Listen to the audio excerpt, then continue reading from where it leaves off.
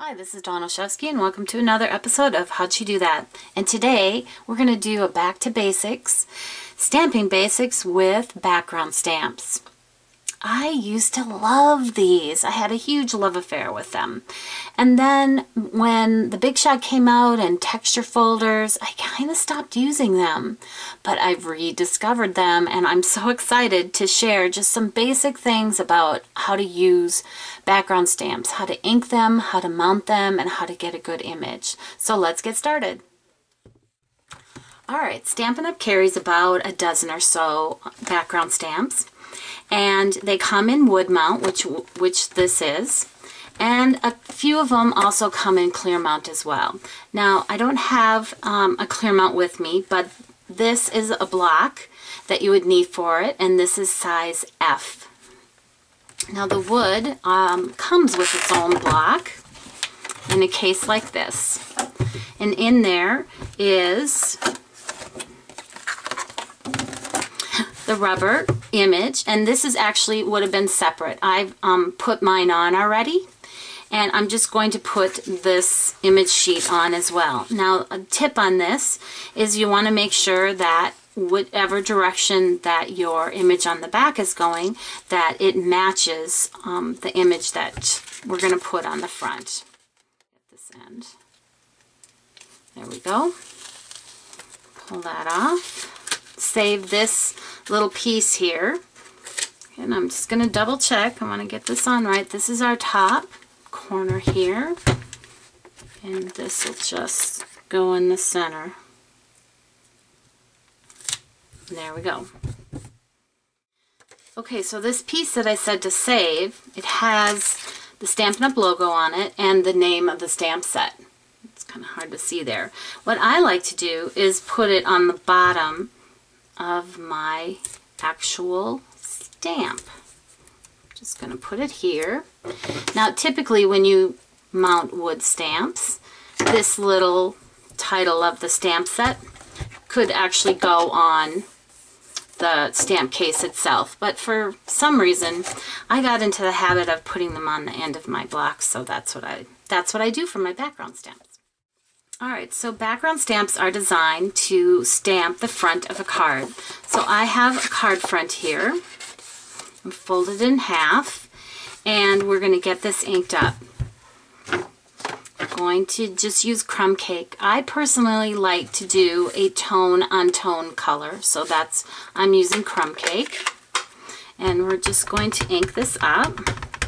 And these do take a little longer to ink because our ink pad is not large enough to cover it, so you have to go back and forth and down. Alright, I think that'll be good.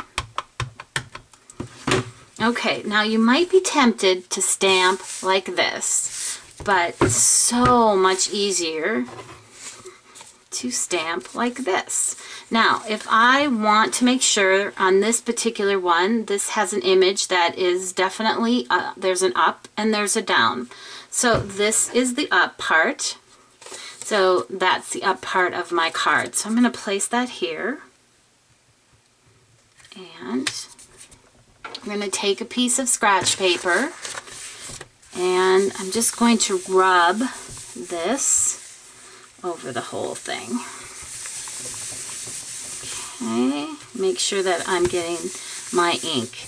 Another thing that you could do is you could take a brayer and you could put pressure with the brayer onto that, and that will help transfer that ink evenly.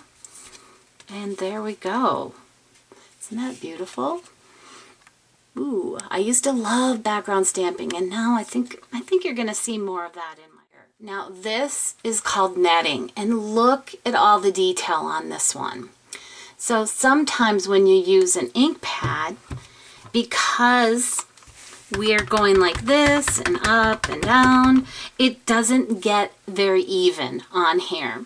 So a better way to do that is to take a brayer and to ink it up with the ink pad. Now, some tips on that is always roll in the same direction to get that ink on there. And I usually count to 8, 9, or 10 and get that ink on there. Alright, now we're going to get the ink onto our stamp. And I'm just going to roll it in a couple different directions.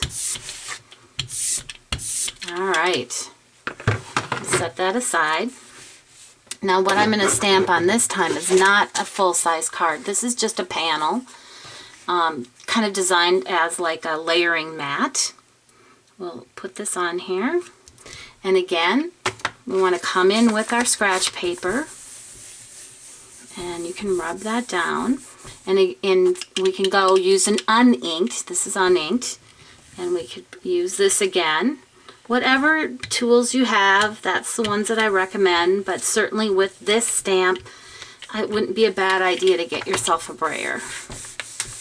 Alright, we'll flip that over, and there we go, nice and even.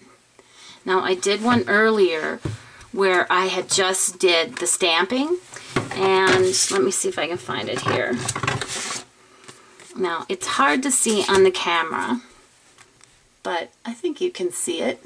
See how I have some unevenness here? And this one is so nice and even. So that's kind of the difference between inking it with the brayer versus the ink pad. Okay, so just to show off some of the images here, this was that netting, and then this was that first one that we did. And here's one, here's perfect for the male in your life. A tool shed, hello doily, and wood grain. This is a great one. And then sunflower. So there's some of them that Stampin' Up! Carries.